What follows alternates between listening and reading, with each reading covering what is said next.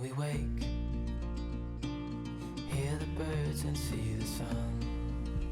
Hello beautiful people, it's Darren here from Art by Darren, welcoming you to another Art Start DIY. Today we're doing an anthropology dupe. It's a gilded botanical iron wreath. So I've got some copper sheeting here and I've cut out a couple of flowers. I did a couple of trial sort of runs with this, and that's the thought and the size I thought I was working with.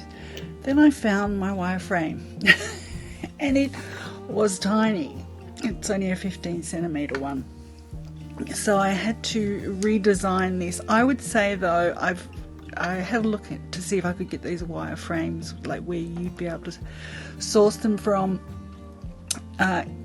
You can't get them the size that I could find, but you can get a 30 centimeter one, and I would recommend that you get that so that you can make that flower there on the left, that kind of size.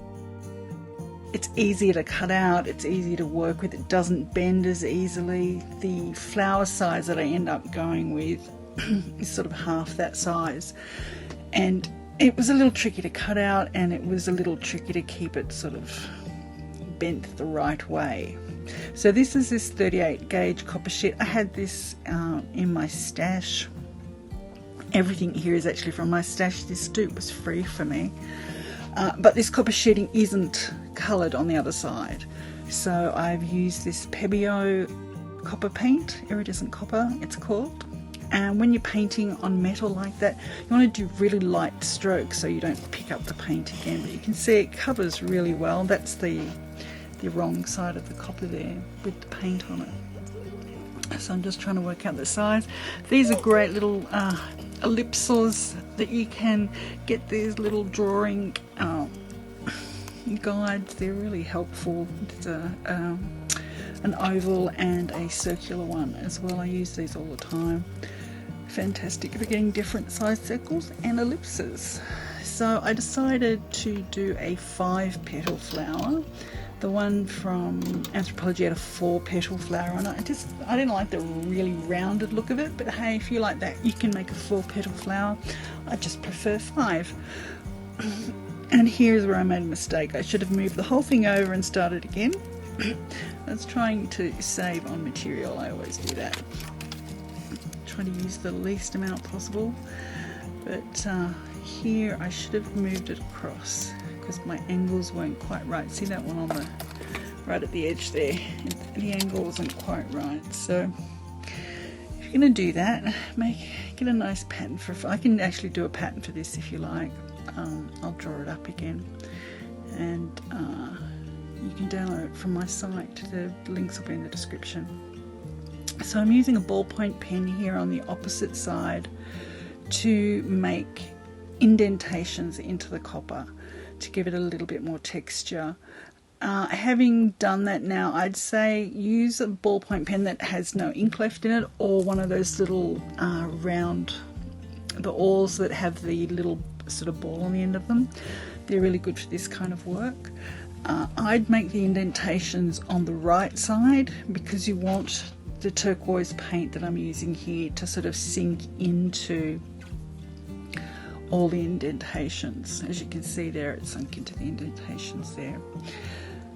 So then I designed the leaf just using the ellipses here just on either end. I make it huge. See, I'm still working from that bigger one that I started with. It's like, no, that's way too big. Let's cut that in half at least. And made the slender leaf. Can't speak today. And I think, yeah, so after this, then I just drew a simple leaf shape. It's really easy, just 2 curves, and then did the indentation. You can use a pencil even to do this, but you see this indentation, it's better on the right side, and I'm just sort of bending it up with my nails as well. Sort of wherever I want it to bend forward, I put a nail on it and then sort of pull it with the other fingers on the opposite hand. You can see how well that paint sits into the indentations, and the whole point of the turquoise paint is to give us this oxidized look. Copper has this beautiful green colour, this turquoise colour, when it oxidizes naturally. look, with this copper sheeting we could apply an oxidizing kit onto it.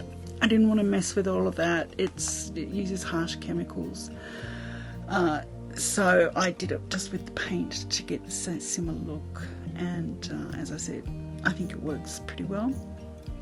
This is this double leaf that they had. Because of the size of this, I wouldn't recommend if you've got this very small wreath size. Yeah, it was very tricky to cut out, and it didn't look that great when it was finished, I thought.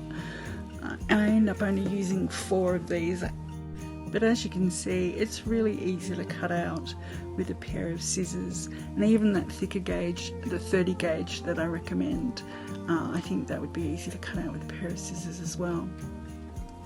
So you can see when I'm adding the turquoise, I'm just adding it to the edges mainly, and just putting a little on the top and wiping it off with my finger, just to get that kind of,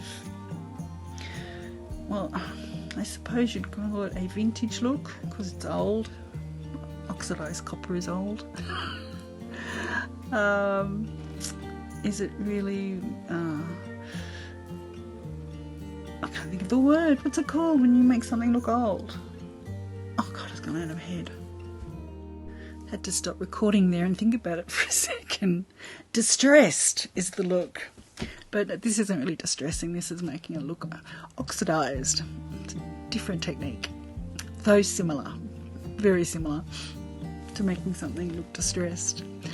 So I cut out 8 flowers, 10 ribbed leaves, 8 of the slender leaves, and 4 of the double leaves. That's how many I ended up using. I did actually cut 8 out of each, but you'll see when I stick it on with some E6000 that the way the pattern is, it looks pretty busy when I finish, but I do leave some of the double leaves out, and some of the, I think you use 2 extra, of the ribbed leaf.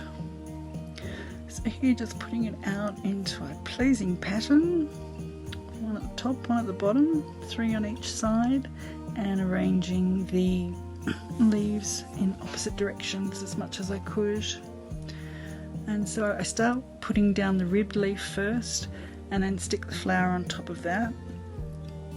Once I've got all those stuck down, then I'll put the slender leaves and the double leaves.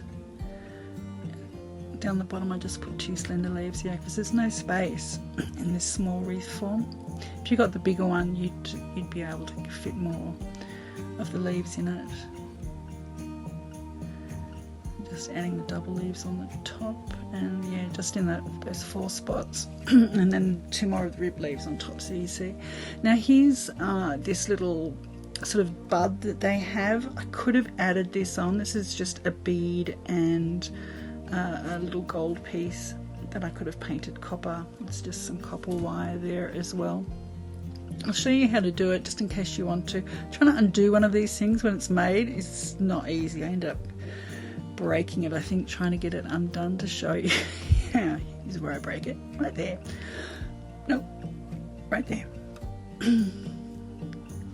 But anyway, what you do is you feed the wire through the loop and then loop it again onto the spacer piece there, and then twist it. So that's how you make most wired beading. That's how you do it, is you start with a loop and twist, and then add another loop and twist. Here I've got the wire chain. This was gold. I painted it with that copper paint again, and I'm just opening the chain. This is how you open and close a chain. You do it straight on and forward and backwards, and that way it will close really well. You can't sort of open it because you put too much stress. If you open it like a C sort of thing, it makes too much stress. If you push it one forward, one backwards, then it will close easily and you won't put a stress on the actual bend of the chain. You sort of wiggle it backwards and forwards together, and then sort of push it together again.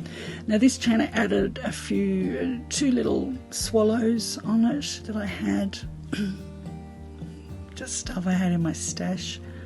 could probably still buy these. They're pretty standard beads. Findings they're called.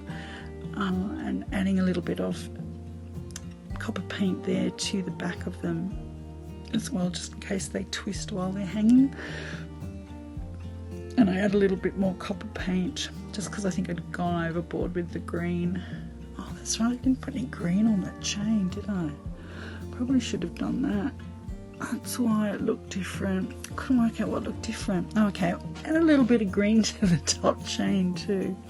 Yeah, that's what it is. I was looking at it thinking, what's going on? Didn't even think of that before.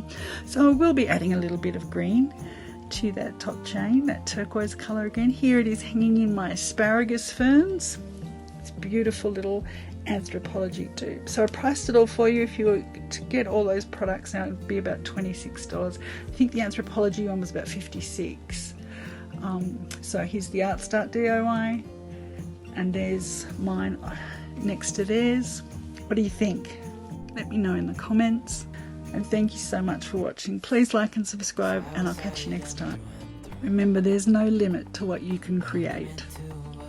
Bye for now.